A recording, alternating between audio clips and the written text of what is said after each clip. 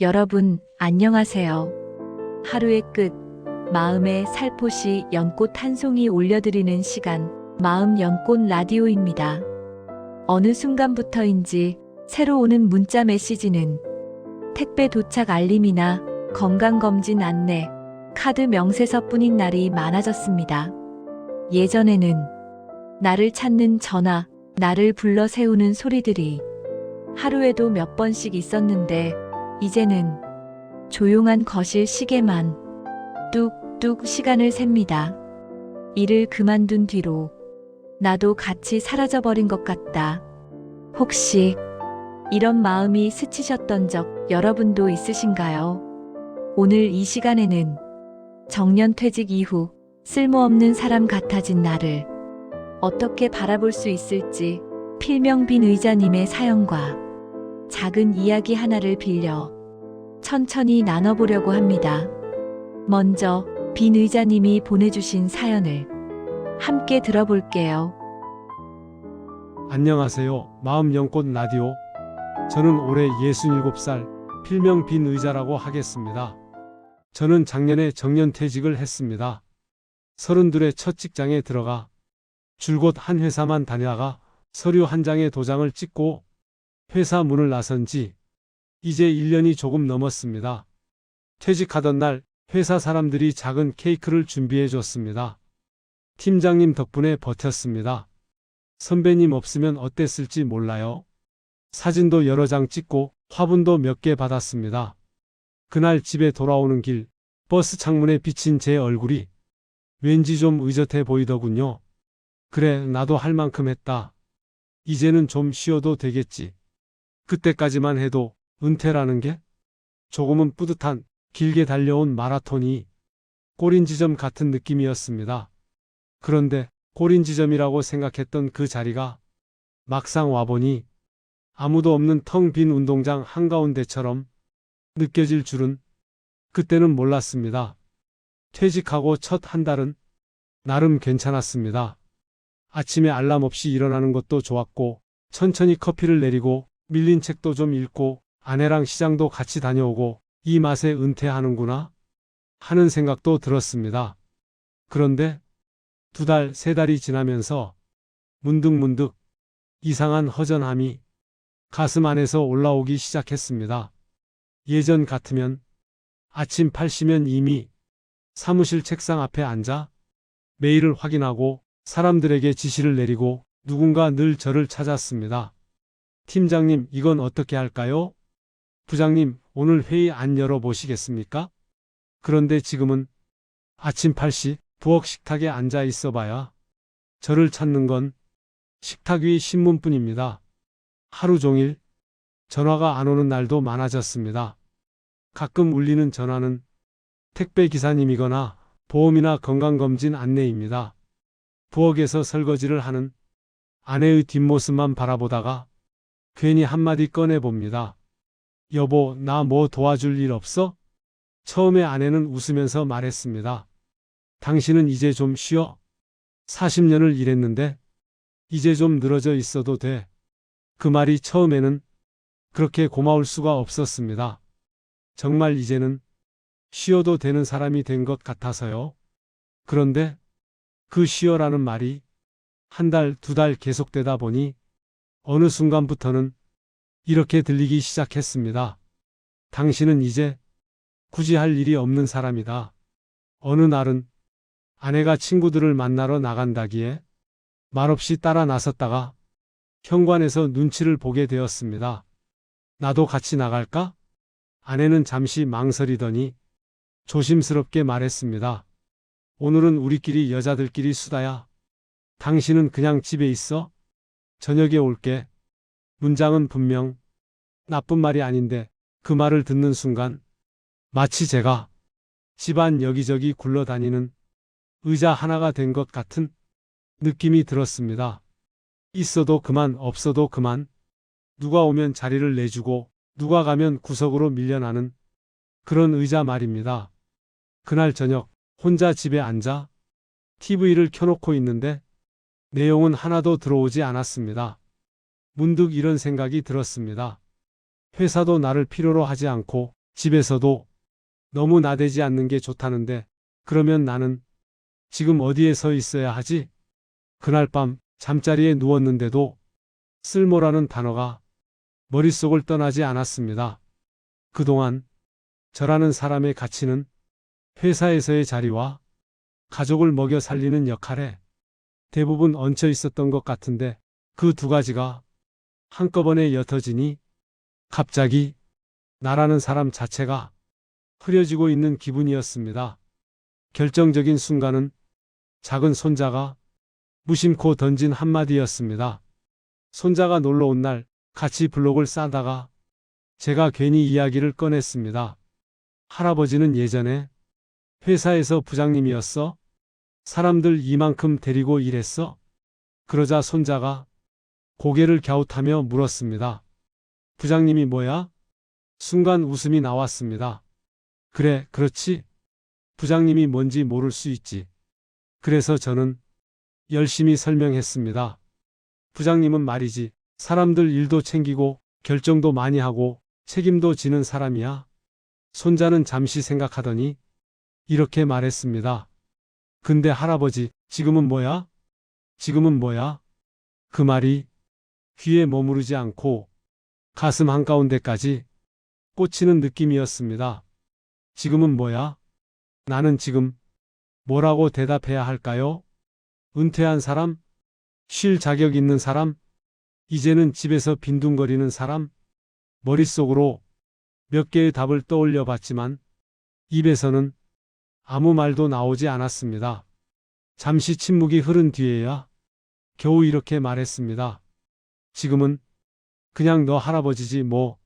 손자는 그 말이 마음에 들었는지 배시시 웃더니 그럼 할아버지 나랑 또 놀자 하며 제 손을 잡고 장난감을 끌고 갔습니다. 손자의 입에서는 아무 악의도 없는 순수한 질문이었겠지만 그날 밤 저는 한참 동안 그 질문을 떠올렸습니다. 지금은 뭐야? 그래서였을까요? 며칠 뒤 동네 작은 도서관 앞을 지나가다가 자원봉사자 모집이라는 종이를 보고 발걸음이 잠시 멈췄습니다. 예전 같으면 내가 이런 것까지 해야 하나? 하는 체면이 먼저 나섰겠지만 요즘에 저는 오히려 이렇게 생각했습니다. 여기라도 가면 누군가는 나를 한 번쯤은 필요로 해줄까? 마음 한켠이 조심스럽게 움직이면서도 또 다른 한켠에서는 이런 목소리가 들려왔습니다. 이 나이에 새로운 곳에서 괜히 서툰 모습 보여주면 창피하지 않겠냐? 집에 조용히 있는 게 편하지 않냐? 결국 저는 문 앞까지 갔다가 다시 집으로 돌아왔습니다. 그날 밤 침대 머리맡에 누워 천장을 보는데 마음속 어딘가에서 종소리 같은 것이 길게 울리는 것 같았습니다. 이제 내 쓸모가 사라져버린 것 같다. 나는 지금 어떤 이름으로 불려야 하는 사람일까? 내가 나를 어떻게 불러야 조금은 덜 쓸쓸할까? 그동안 저는 회사에서 붙여준 명함으로만 나를 소개해 왔습니다. 아이들에게도 아빠는 이런 직급이야 라고 말했고 처음 만나는 사람에게도 어디 회사에 다닙니다 라고 말해 왔습니다. 그러고 보니 나는 이런 사람입니다 라고 내 마음을 소개해 본 적은 별로 없더군요. 정년퇴직하고 1년이 넘은 지금 늦게나마 처음 이런 질문을 스스로에게 던져보게 됩니다. 일을 그만둔 나는 이제 무엇으로 나를 소개하면 좋을까요? 회사도 직함도 월급도 다 내려놓고 난 뒤에 그냥 사람으로서의 나는 어디서부터 다시 시작하면 될까요? 이 질문에 아직 답을 찾지 못해서 이렇게 마음 연꽃 라디오에 조심스럽게 사연을 보냅니다. 퇴직하고 나니 마치 빈 의자처럼 한쪽 구석에 조용히 밀려나 있는 것 같은 제게 당신은 아직 여기 있다 라고 말해주는 어떤 말이 필요한지도 모르겠습니다. 그래서 묻고 싶습니다. 회사에서 내려온 저는 가정에서 한 발 물러난 저는 여전히 누군가의 삶에 조금은 도움이 되는 사람일 수 있을까요? 그리고 언젠가 손자가 다시 묻는다면 이렇게 말할 수 있을까요? 지금 할아버지는 그냥 사람으로서 여기 있는 사람이란다. 그날이 오기 전까지 제 마음을 한번 비춰주시면 좋겠습니다. 필명 빈 의자 올림.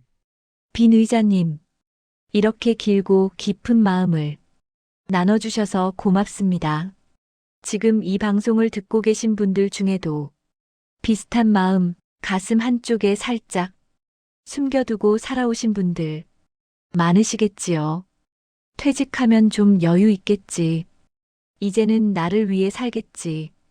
그렇게 생각하셨다가 막상 일을 내려놓고 나니 세상과 연결된 끈이 한꺼번에 끊어진 것 같고 나를 찾는 소리가 갑자기 줄어든 자리에서 이상한 공허함과 쓸쓸함이 조용히 올라옵니다. 예전에는 누구누구 팀장님, 어디 부장님, 애들 아빠, 애들 엄마라고 불리던 이름들이 하나 둘 사라지고 나니 어느 날 갑자기 거울 속의 나에게 이렇게 묻게 됩니다. 그래서 지금 너는 뭐냐? 빈 의자님의 손주가 지금은 뭐야? 라고 물은 그 질문이 사실은 우리 마음속에서도 비슷한 모양으로 오랫동안 울리고 있었던 건지도 모르겠습니다. 부장이라는 이름, 팀장이라는 이름, 가정의 기둥이라는 이름이 우리의 전부는 아니었지만 그래도 그 이름 덕분에 우리는 꽤 오랫동안 나는 쓸모 있는 사람이다 하는 느낌을 붙들고 살아왔습니다. 이제 그 이름들을 하나 둘 내려놓게 되면서 쓸모라는 바깥 기준이 흔들리니 나라는 사람 자체도 흔들리는 것처럼 느껴지는 건 어찌 보면 너무 자연스러운 일인지도 모르겠습니다. 오늘 이 시간에는 이 마음을 약한 마음이다, 안 좋은 생각이다라고 꾸짖기보다는 그만큼 오랫동안 애써온 사람이구나 하고 그렇게 살아온 세월을 함께 바라보는 자리로 잠시 서보고 싶습니다. 이제 빈 의자님의 마음과 닮은 작은 이야기를 하나 들어보겠습니다. 옛날 어느 산마을에 노목수 한 사람이 살고 있었습니다. 젊은 시절부터 마을의 문, 마루, 다리, 작은 서랍장까지 나무로 만드는 거의 모든 것들이 이 사람 손을 거쳐 나갔습니다. 집집마다 이 문은 누구 손이야? 이 장롱은 그 사람이 만든 거지. 하는 말이 돌 정도로 동네 사람들은 그를 믿었고 그도 평생을 나무와 사람 사이를 이어주는 일을 하고 살았습니다. 세월이 흐르면서 노목수는 머리도 휘어지고 허리도 굽고 망치를 내려치는 손에도 힘이 조금씩 빠지기 시작했습니다. 그러던 어느 날 마을 이장이 찾아와 이렇게 말했습니다. 이제 젊은 목수들도 많으니 이제는 좀 쉬셔도 되지 않겠습니까? 어르신도 나이도 드셨고 이장은 걱정과 배려가 섞인 말이었지만 노목수의 가슴에는 묵직한 공이 툭 떨어지는 소리처럼 들렸습니다. 이제는 내가 없어도 된다는 소리인가? 그날 밤 노목수는 작은 작업실에 홀로 앉아 오래된 망치와 대패를 한참 동안 바라보았습니다. 손이 기억하는 나무의 결, 귀가 기억하는 나무 소리, 눈이 기억하는 나무 무늬들. 그래, 이제 쉬어도 되지. 라고 입으로는 말하면서도 마치 자기 몸 한쪽이 떨어져 나가는 것 같은 허전함이 가슴에 맴돌았습니다. 며칠 뒤 노목수는 일을 거의 내려놓았습니다. 이제는 젊은 목수들이 집을 짓고 문을 달고 마루를 깔았습니다. 사람들도 새로운 젊은 목수들을 요즘 친구들도 잘하네 하며 칭찬하기 시작했습니다. 노목수에게 가는 일은 점점 줄어들었습니다. 이제는 나를 찾는 손길도 줄어드는구나. 어느 비 오는 날 노목수는 작업실 구석에 세워둔 오래된 의자 하나를 보게 되었습니다. 젊었을 때 연습 삼아 만들었던 조금은 투박한 나무 의자였습니다. 다리 한쪽은 약간 짧아서 앉으면 살짝 흔들리기도 했고 등받이도 요즘 사람들 눈에는 세련되지 않은 모양이었습니다. 새로 만든 의자들이 집집마다 들어가고 마을 회관에도 반짝반짝한 의자들이 들어오면서 이 의자는 점점 더 작업실 구석으로 밀려나 있었습니다. 노목수는 그 의자를 바라보다가 혼잣말을 했습니다. 너도 이제 쓸모가 없어진 거냐? 그때였습니다. 문 밖에서 작은 발자국 소리가 총총 들려왔습니다. 할아버지, 마을 아이 하나가 비에 젖은 우산을 들고 작업실로 뛰어들어왔습니다. 할아버지, 밖에서 놀다가 비 맞았어. 좀 앉아도 돼? 아이의 옷은 젖어 있었고 신발에는 흙이 묻어 있었습니다. 노목수는 무심코 구석에 있던 오래된 의자를 툭툭 털어 아이 앞으로 끌어다 놓았습니다. 앉아라. 조금 있다가 수건도 가져올게. 아이은 그 의자에 쪼르륵 앉더니 숨을 크게 몰아쉬며 말했습니다. 아, 살겠다. 그 말을 듣는 순간 노목수는 뜻밖의 느낌을 받았습니다. 쓸모없다고 여겼던 이 의자가 지금 이 아이에게는 비 피하는 자리고 숨 돌리는 자리고 쉬어가는 자리구나. 멀리서 보면 이 의자는 새 의자들에 비해 못생기고 덜 편해 보였습니다. 하지만 지금 이 순간 아이에게는 세상에서 제일 따뜻한 의자였습니다. 노목수는 작업실 안을 둘러보았습니다. 못이 빠진 망치, 날이 무뎌진 대패, 이제는 잘 쓰이지 않는 자와 톱. 이것들도 어쩌면 쓸모가 없다기보다 그냥 쉬고 있었던 거 아닐까? 문득 이런 생각이 들었습니다. 그날 밤 노목수는 자기 마음에게 조용히 이렇게 말해보았습니다. 내 손이 예전만큼 빠르지 않아도, 내 눈이 예전만큼 정확하지 않아도, 내가 살아온 세월, 내가 여기까지 쌓아온 마음이 갑자기 사라지는 건 아니구나. 내가 만든 문을 지나가는 사람들이 아직도 열고 닫고 있고, 내가 만든 마루 위에서 사람들이 앉고 일어나고 있고, 오늘은 낡은 의자 하나가 아이의 비를 피하게 해주었구나. 다음 날 노목수는 마을 입구 버스 정류장에 나갔습니다. 그리고 작업실 구석에 있던 오래된 의자를 툭툭 털어 정류장에 가져다 놓았습니다. 여기 서 있는 사람들 중에 누군가는 잠시라도 앉아 쉬고 싶을 때가 있겠지.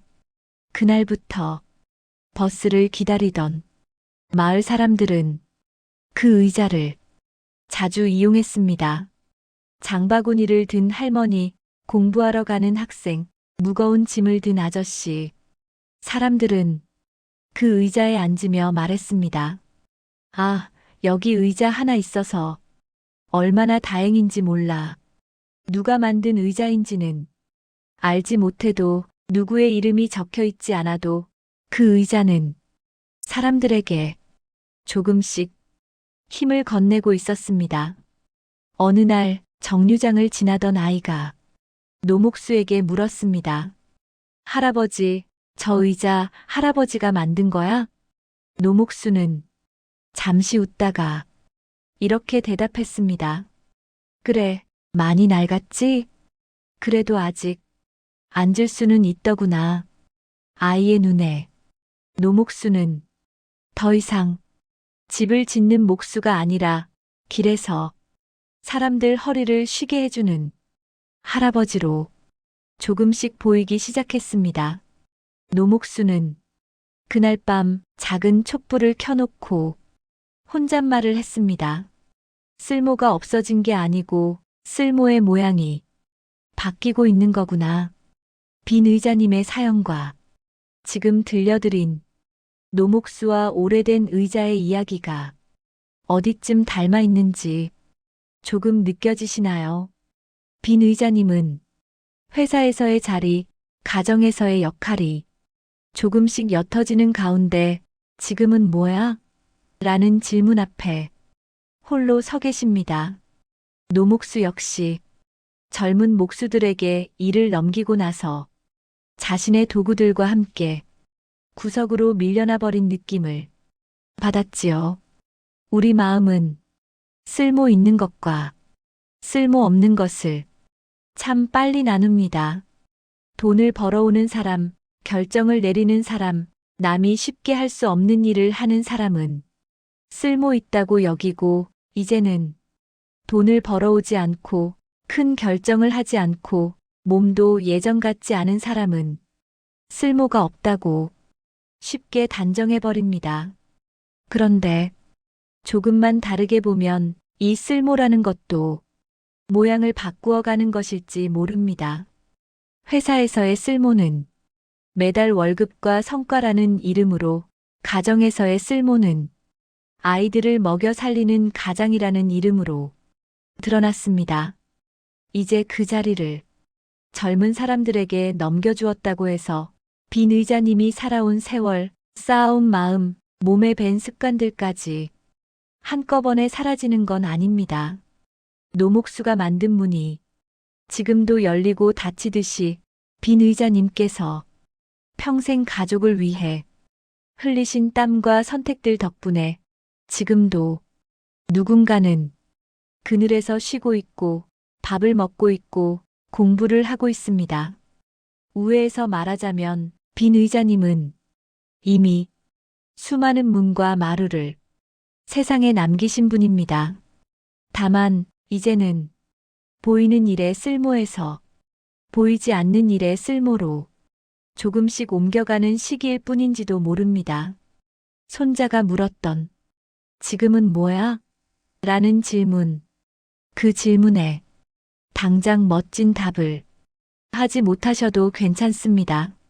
어쩌면 이렇게 천천히 대답해 보셔도 좋겠습니다. 지금 나는 조금 느리게 걷는 사람이고 너 이야기를 조금 더 오래 들어줄 수 있는 사람이고 가끔 내 뒤에서 살짝 밀어줄 수 있는 사람이란다. 예전에는 부장입니다, 팀장입니다 라는 짧은 말로 나를 소개했다면 이제는 조금 길게, 조금 더 사람답게 나를 소개하는 연습을 해볼 수 있는 때인지도 모르겠습니다. 나는 오랫동안 가족을 지켜온 사람이고 이제는 주변 사람들의 이야기를 들어줄 수 있는 사람입니다. 나는 일을 내려놓고 나서야 비로소 하늘도 좀 올려다보고 나무도 좀 천천히 볼 수 있게 된 사람입니다. 쓸모라는 잣대를 조금만 내려놓고 보면 사실 우리는 그냥 존재하고 있음만으로도 누군가에게는 쿵 하고 기대어 쉴 수 있는 의자 같은 사람입니다. 오늘 이 밤 빈 의자님께 그리고 이 방송을 듣고 계신 모든 분들께 조용히 이렇게 말씀드리고 싶습니다. 당신은 쓸모가 없어진 것이 아니라 쓸모의 모양이 조금 달라지고 있는 중입니다. 이제 지금부터 바로 해볼 수 있는 아주 작은 실천들을 몇 가지 나눠보겠습니다. 첫 번째로 오늘의 날을 한 줄로 적어보는 연습을 권해드리고 싶습니다. 오늘 밤 혹은 이 방송이 끝난 뒤에 종이 한 장을 꺼내서 이렇게 써봅니다. 오늘의 나는 어떤 사람이다. 이 빈칸에 과거 직함이 아니라 오늘 하루를 통과한 나의 모습을 하나만 적어보시는 겁니다. 오늘의 나는 손주랑 블록을 쌓아준 사람이다. 오늘의 나는 아내가 혼자 하지 않게 설거지를 조금 도와준 사람이다. 오늘의 나는 마음을 돌보려고 라디오를 찾아온 사람이다. 조금 유치해 보여도 괜찮습니다. 이건 남에게 보여줄 명함이 아니라 내 마음에게 보여주는 작은 쪽지일 뿐이니까요. 두 번째로는 하루에 단 한 번 내가 할 수 있는 가장 작은 도움을 찾아보기입니다. 집안에서는 누가 시키기 전에 내가 보고 손 뻗을 수 있는 일을 하나만 골라서 합니다. 싱크대에 쌓인 그릇 2개만 씻기, 현관 신발 가지런히 놓기, 쓰레기 봉투 말없이 내다 놓기. 밖에서는 엘리베이터 문을 조금 더 오래 잡아준다든지 버스에서 힘들어 보이는 분에게 자리를 양보한다든지 오늘 나는 누군가 한 사람을 조금 덜 힘들게 해주겠다. 이 마음으로 하루를 바라보면 내 존재의 쓸모가 조용히 그러나 분명하게 느껴집니다. 세 번째로는 잠들기 전에 나에게 건네는 짧은 한 문장입니다. 불을 조금 낮추고 눈을 감기 전에 내 이름을 마음속으로 불러보며 이렇게 말해봅니다. 누구누구야, 오늘도 수고했다. 일을 안 해도 직함이 없어도 오늘 하루를 끝까지 살아낸 것만으로도 참 잘했다. 혹은 아주 짧게 나는 오늘도 세상에 조용히 기여한 사람이다. 이 말을 누가 대신 해주지 않더라도 이제는 내가 나에게 해줄 수 있으면 좋겠습니다. 이제 가능하시다면 자리에 편하게 앉거나 누워서 잠시 눈을 살며시 감아보실까요? 운전 중이시라면 눈을 감지 마시고 그냥 숨소리만 조금 더 느껴보셔도 좋습니다. 먼저 코로 천천히 숨을 들이쉽니다. 배가 살짝 부풀어 오르는 것을 느껴보세요. 이제 입으로 길게 숨을 내쉽니다. 오늘 하루의 피로가 조금씩 숨과 함께 빠져나가는 것처럼 느껴보셔도 좋습니다. 숨을 한 번 더 들이쉬면서 속으로 이렇게 말해봅니다. 나는 여전히 여기 있습니다. 숨을 내쉬면서 이어서 말합니다. 오늘의 나는 그것만으로도 충분합니다. 한 번 더 들이쉬면서 직함이 없어도 내쉬면서 사람으로서의 나는 남아 있습니다. 마지막으로 각자의 속도로 한 번만 더 숨을 들이쉬고 내쉬어 보겠습니다. 지금 이 순간 빈 의자님의 방에서도 이 방송을 듣고 계신 여러분의 방에서도 각자의 호흡 소리가 조용한 연꽃처럼 피어오르기를 바랍니다. 오늘 마음 연꽃 라디오에서는 필명 빈 의자님의 사연과 노목수와 오래된 의자 이야기 그리고 우리 존재의 쓸모에 대해 함께 나누어 보았습니다. 오늘 이야기를 한 줄로 정리한다면 이렇게 말할 수 있을 것 같습니다. 쓸모는 사라지는 것이 아니라 모양을 바꾸어 간다. 회사에서 일하던 그 손이 이제는 손주의 등을 쓰다듬고 배우자의 어깨를 받쳐주고 낯선 이의 짐을 살짝 들어주는 손으로 모양을 바꾸어 가듯이 우리 존재의 의미도 조용히 그러나 분명하게 방향을 달리할 뿐입니다.